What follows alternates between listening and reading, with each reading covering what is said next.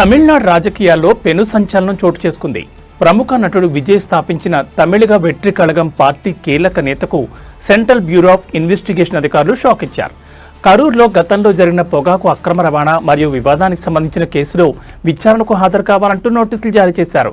పార్టీని ప్రజల్లోకి తీసుకెళ్లే ప్రయత్నాల్లో ఉన్న తరుణంలో కేంద్ర దర్యాప్తు సంస్థ రంగంలోకి దిగడం రాజకీయ వర్గాల్లో తీవ్ర చర్చకు దారితీస్తోంది.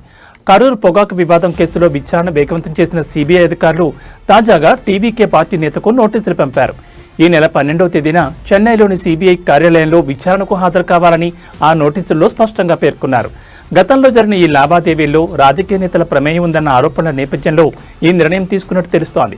కరూర్లో అక్రమ పొగాకు నిల్వలు మరియు రవాణాపై గతంలోనే వివాదం చెలరేగింది. దీనిపై లోతైన విచారణ జరుపుతున్న అధికారులు ఆ సమయంలో జరిగిన నగదు లావాదేవీలు మరియు పలువురి ప్రమేయంపై ఆధారాలు సేకరించారు. ఈ క్రమంలోనే టీవీకే నేత పేరు తెరపైకొచ్చినట్లు సమాచారం. ఈ నోటీసుల ద్వారా మరిన్ని కీలక విషయాలు వెలుగులోకి వచ్చే అవకాశం ఉంది. విజయ్ తన పార్టీని ప్రజల్లోకి బలంగా తీసుకెళ్తున్న సమయంలో ఆయన పార్టీ నేతలకు దర్యాప్తు సంస్థల నుంచి నోటీసులు రావడం రాజకీయ వైరం వల్లేనని టీవీకే వర్గాలు ఆరోపిస్తున్నాయి. అయితే చట్టపరమైన ప్రక్రియలో భాగంగానే ఈ నోటీసులు ఇచ్చామని అధికారులు చెబుతున్నారు. 12వ తేదీన జరిగే విచారణలో ఆ నేత ఏం సమాధానం ఇస్తారు? దీనిపై విజయ్ స్పందన ఎలా ఉండబోతోంది అన్నది ఇప్పుడు ఆసక్తికరంగా మారింది. ప్రస్తుతం తమిళ రాజకీయాలు ఈ సిబిఐ నోటీసుల చుట్టూ తిరుగుతున్నాయి.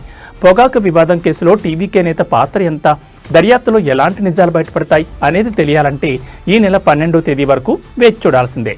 మరిన్ని పొలిటికల్ అప్డేట్స్ కోసం చూస్తూనే ఉండండి మా గల్ఫ్ న్యూస్.